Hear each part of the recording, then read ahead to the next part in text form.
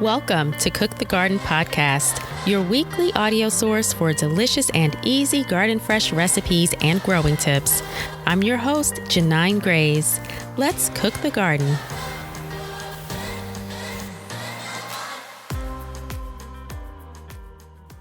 Hello, friends. Welcome back. You're listening to episode number 11 of Cook the Garden Podcast. This week, I have another delicious soup recipe for you guys. You all know I love me some soup recipes and I can have soup year round. But this recipe you're absolutely going to love and you're going to want to add it to your fall and winter meal plans. Our featured in-season ingredient today is collard greens, one of my absolute favorite leafy greens to grow in the garden and to incorporate into my weekly meal plans. My spicy sausage and collard green soup is perfect for the fall and winter seasons. So although collard greens are available year-round, they peak around the cooler months to early spring. You can find an abundance of these delicious smoky flavored greens in your local grocery stores or farmers markets. The spicy Italian sausage paired with the sweetness of the red bell peppers, the savoriness of the garlic, and the smoky flavor of the greens just makes this soup pop with such flavor. And if you're not a fan of collard greens, you can always use kale, mustard greens, turnip greens, or even Swiss chard. Those are all really great and tasty substitutions for collard greens. So I have collard greens growing in my fall garden right now. Collards, along with many other leafy greens, are cold hardy and thrive in the cooler weather. I'll get into that a little bit later, but let's get into this recipe. So one of my favorite things about this recipe is that it freezes so well.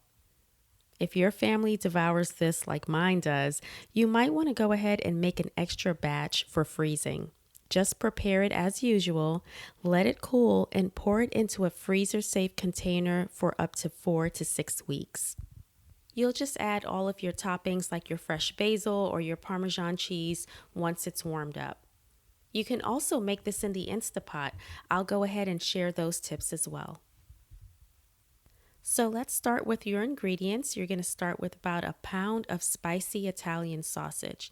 Now remember, this is a very versatile recipe. So if you don't want to use sausage, you can use ground beef, you can use a ground turkey, chicken, whatever protein you would like, you can add in there as well. And you don't have to keep it spicy. If you're not a fan of spicy, if you can't do spicy, you can leave the spiciness out altogether.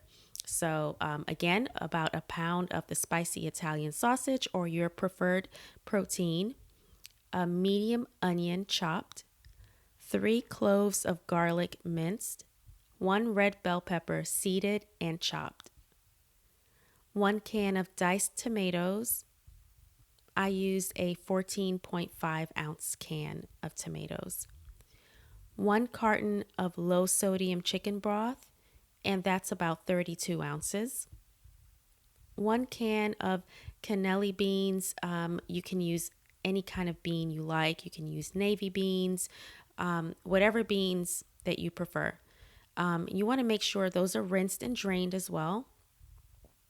1 teaspoon of Italian seasoning crushed, about 5 cups of collard greens, and you want those stemmed and chopped, 1 bay leaf, salt and pepper to taste, and you'll have some chopped fresh basil for topping, as well as grated Parmesan cheese for topping as well. In a large pot over medium heat, you want to cook your sausage, onion, bell pepper, and garlic until the sausage is nice and browned. You want to go ahead and also break the sausage up a little bit into smaller pieces. Then you'll add your broth, beans, tomatoes, Italian seasoning, and bay leaf, and you want to bring that all to a boil. Reduce the heat to medium-low and simmer for about 20 minutes covered. You also want to stir occasionally. Then you'll remove the bay leaf and add your collard greens. Return to a boil, reduce the heat and simmer covered for about 10 minutes or until the collards are nice and tender. Remove from the heat and top with basil and your Parmesan cheese. And that is it. So simple, my friends. So simple. I cannot wait for you to try this recipe. Now, I also mentioned earlier about being able to make this in the Instapot as well. So, for those instructions, they're really, really simple. But what you want to do with the Instapot, you want to go ahead and heat the Instapot using the saute setting. Most Instapots already include a saute setting, so you want to use that saute setting for the sausage and your onions and bell pepper and your garlic. And what you want to do is you want to brown it all just like you would using a regular pot. And once your sausage and veggies are nice and browned, you're going to go ahead and add your broth, beans, tomatoes, your Italian sausage, the bay leaf, and your collard greens. And you're going to go ahead and pressure cook everything now. So you want to make sure, first of all, that you cancel the saute setting and you now select pressure cook.